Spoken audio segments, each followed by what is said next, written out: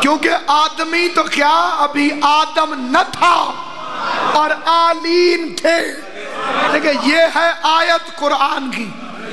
اللہ نے شیطان سے کہا تو نے سجدہ کیوں نہیں کیا؟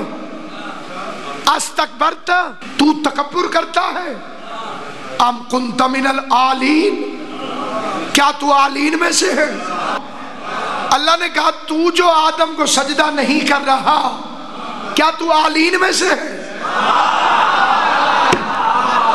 پتہ چلا آدم سے پہلے لوگ تھے. پتہ چلا آدم سے پہلے لوگ تھے. دوسری بات، بڑے لوگ تھے. تیسری بات، ان پر نہیں تھا کہ آدم کو سجدہ کریں.